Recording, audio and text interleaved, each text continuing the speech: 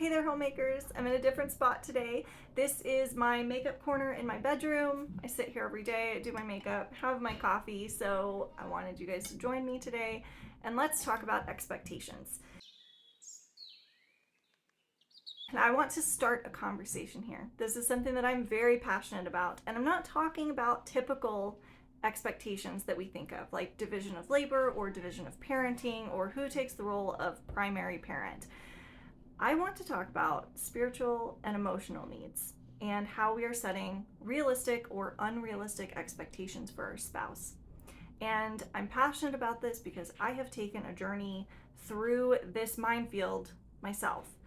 This year will be 15 years of marriage for myself and my husband, and we've walked through a lot, and I've had to grow and learn and realize that my husband cannot be everything for me.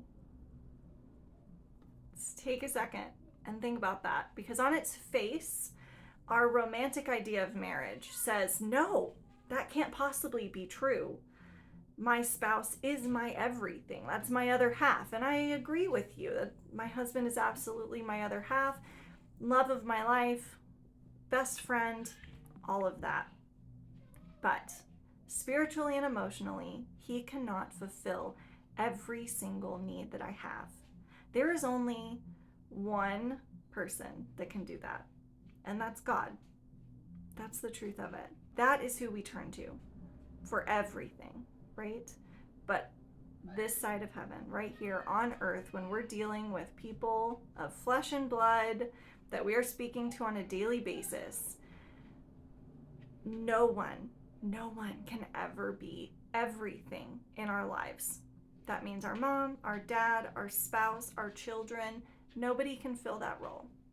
But I see people try to do that constantly. They are trying to have their spouse fill the role that they can't. Because the person they're looking for is God, but they're putting their spouse into that spot. So how does that look, practically speaking? One, it can look like and manifest as expecting way too much of your spouse as far as division of labor or how parenting works. And I especially see this happen during the postpartum period for women. And this is definitely a sensitive topic to talk about. And I'm not really going to delve into postpartum depression or anxiety because those are medical issues and ones that please speak to your care provider about. But I'm just talking about the normal everything that everybody goes through postpartum. This is when I see this really come out strongly for women, that they are expecting way too much of their spouse on so many different levels. Postpartum, women speak about their husbands like they're expecting them to be mind readers. And there are things that they can obviously see, right? Like if you're stuck on the couch breastfeeding, they can probably figure out to go get you a cup of water. If they don't figure that out on their own, then you can just tell them nicely, hey, I'm stuck here. Could you grab me a glass of water, please? This really makes me thirsty. It can be as simple as that. That doesn't mean your husband is a bad husband because he didn't think of it first. But sometimes our postpartum hormones are screaming that at us. Oh my gosh, he must be the biggest idiot in the world because he didn't think about bringing me a cup of water. It's the same thing for night feedings, diaper changes. Every little thing seems to pile up postpartum. And again, it's because of the hormones and literally like biology. And it's very hard to fight against biology, right? Even if we want to be very nice and gracious, maybe we're having a very hard time with it. And I would argue that this really isn't an issue with our husbands as it is so much an issue with society today. At no other time in history, and still in most places of the world, women would not have been expected to do postpartum on their own. In fact, they wouldn't have been expected to do mothering on their own. They would have a literal village around them. They wouldn't be left to their own devices, and it wouldn't just be them and their husband against the world.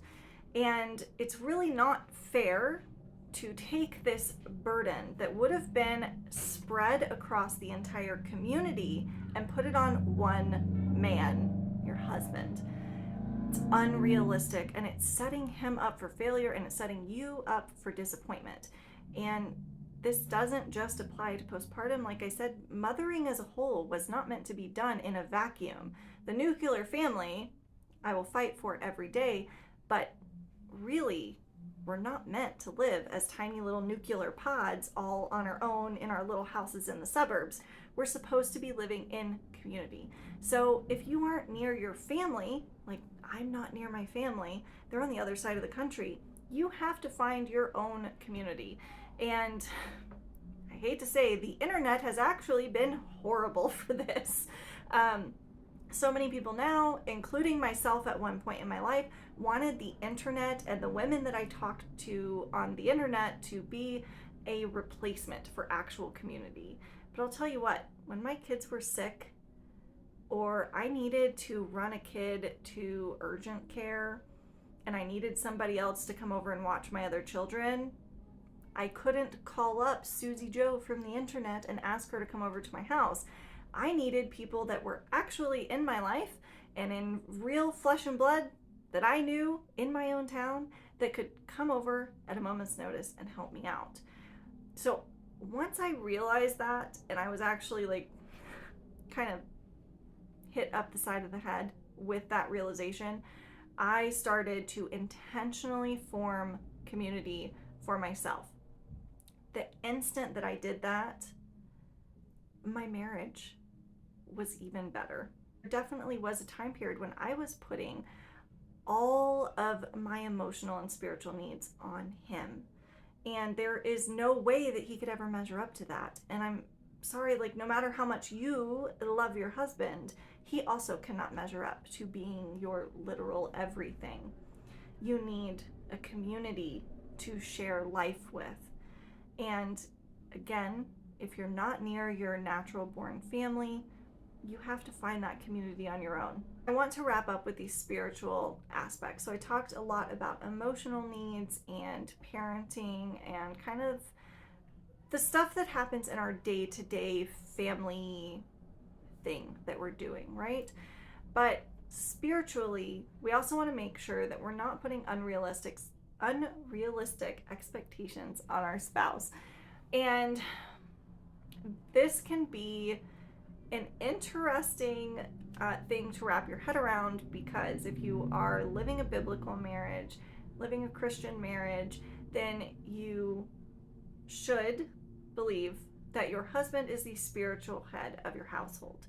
So he does have spiritual authority in the home, but he cannot cultivate your entire spiritual life for you.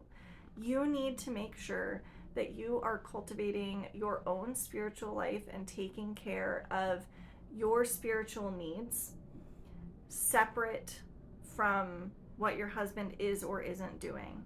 Because again, yes, he's the spiritual head of the household, but he's also human. There are going to be times that he is going to stumble and fall. And your job is not to lord it over him, but to offer a hand, pick him up, and both of you keep walking down this road together. That grace to be able to do that graciously and lovingly is going to come from you having your spiritual self in order. Making sure that you are participating in the sacraments, making sure that you are going to confession, making sure that you are praying for your marriage. Please pray for your marriage. It's so powerful. Pray for your marriage every single day. Pray for your spouse, and specifically pray for your marriage and the health of your marriage. Pray for your children every day, and pray for your spiritual growth. There are areas that you are failing in, and you know what those are. Your husband may not be aware of where you're struggling, but you are aware of where you're struggling. So make sure that you're praying about that and you're working on it every day. And then bring those spiritual needs to your husband in prayer and pray together. I will admit that praying together is not a strong point. It's like it's not as it's not something I'm always comfortable doing. Sometimes it can feel really awkward. Um, and again, my husband and I have been married for 15 years. We've been together for 17 years. Nothing should be awkward in front of this man at this point, but for some reason, praying together out loud can still feel really awkward. But every time we do it, we're getting a little bit better at it. And I'm able to bring things to him, and he's able to do the same thing with me. And we're working on that spiritual growth. But I'm not expecting him to fix those things in me spiritually. We're praying about it so that we can ask God to help us. And that is where your marriage needs to be oriented. I want to wrap up for the day. Again, this is the start of a conversation. I really do want you guys to comment and let me know if any of this spoke to you, if any of this is things that you struggle with, or specific points that you'd like me to talk about a little bit more. So with that, as always, happy homemaking, and God bless.